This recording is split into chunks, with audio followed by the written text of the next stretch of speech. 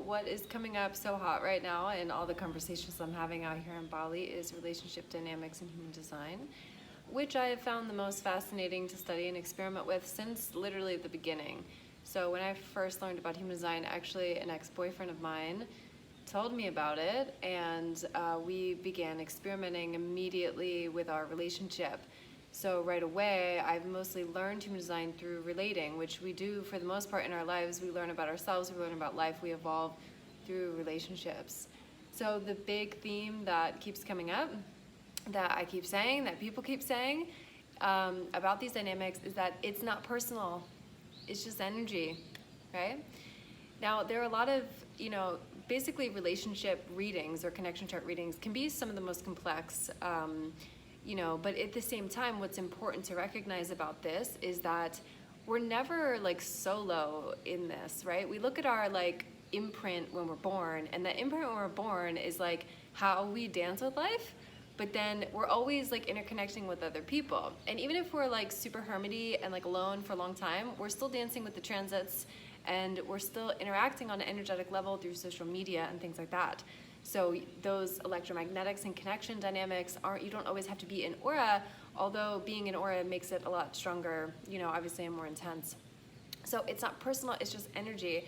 And there's so many ways and layers to read relationship charts. I did a relationship reading for a girlfriend of mine that I've known for a long time, and we've done many sessions over the years. We did one for business, and then also now in a relationship she's in. And it was so amazing to watch her responses and their responses of relief when they just had language for what they were experiencing, right? So it's not personal, guys, it's just energy. And in relationship dynamics, when we can understand the energy on deeper levels, then we take a lot of pressure off of trying to be different, trying to pressure those in our lives, trying to, self-doubting ourselves all the time, and that kind of thing. So I wanted to give you a quick intro in relationship dynamics. I could talk about this like forever. It's probably one of my favorite topics to talk about, and I don't talk about it enough. So I wanted to share with you guys because it is probably the juiciest part of human design. I also want to say that I'm not trying to make any claims, and relationship dynamics are not black and white. This is an experiment, guys. It's moving, it's changing, it's evolving, and chemistry is so intense.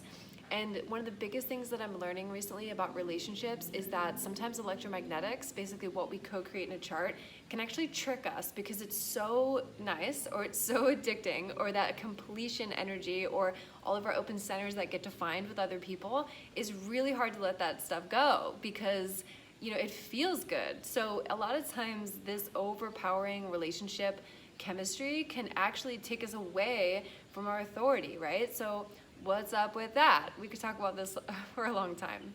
So I want to just give you like a really quick overview of like how to even start to begin to understand what that looks like in your chart. So obviously you can get a connection software, you can eye it. I eye things now just because I know the body graph in and out like the back of my hands. So I can look at a chart quickly and see, how it works, but it's quite complicated. So you can go to my body graph to get and buy the connection software, or you can just get an eye for it. So the first layer is type and type dynamics, right? And the most important thing is that we are, understand our own type before we try to understand the relationship. Second are the centers, right? So where I transmit in my definition is going to impact those I'm in a relationship with, and where I'm receptive and where other people transmit, we're affected by that, right? We have very different chemistry in the way that we all operate. Now, when we co-create, there's a couple different layers of relationship dynamics. The first one is electromagnetics, and what that means is, for example, I have one gate that's not a full channel, and the other person has that harmonic, which is at the other end of that stream.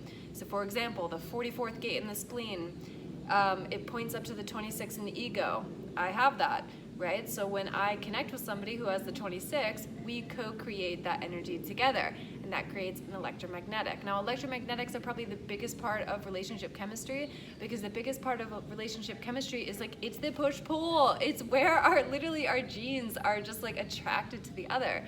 So this is love, hate. Electromagnetics can be sexy and exciting, and we feel like we really want to bond with somebody. It can also be where we're really triggered and we want to push people away because it creates energy, right?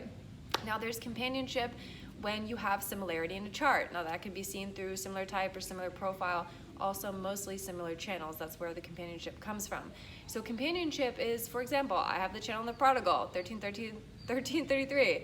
My ex, who's still a great friend of mine, also has that. There's a companionship, and companionship is likeness. Companionship is more friendly though. It's not as much fire really, because the electromagnetics are what create that pulse and that fire. So next there's dominance. Dominance means I have a full channel and the other person has nothing to do with that channel. They don't have a trait, they don't have the whole strength, they don't have any of it. So what that means is, say I have the channel of the prodigal again, and somebody in my family or a relationship I'm in doesn't have anything to do with it, and they can look at me and go, that's Devin, because I'm dominant in that energy, right? Then we have compromise. And compromise means that one person has a full channel and the other person only has half of it, which means that there's a compromise there. So with that same example of 1333, if somebody has just the 13th gate or just the 33rd gate, I compromise them. Or, you know, that 44th gate I talked about that doesn't have the full channel, whenever I meet somebody with the full channel, they technically compromise me, which sometimes can be very difficult and other times it's not as big of a deal. But these dynamics are a first way to window into how we can look at this on a relationship level. I love talking about relationships, and if you guys find this helpful, let me know and I will continue the topic. So make sure to leave a like and a comment. And keep in touch and share this to anybody that it may be helpful for understanding in human design. And there's so much more to go, guys.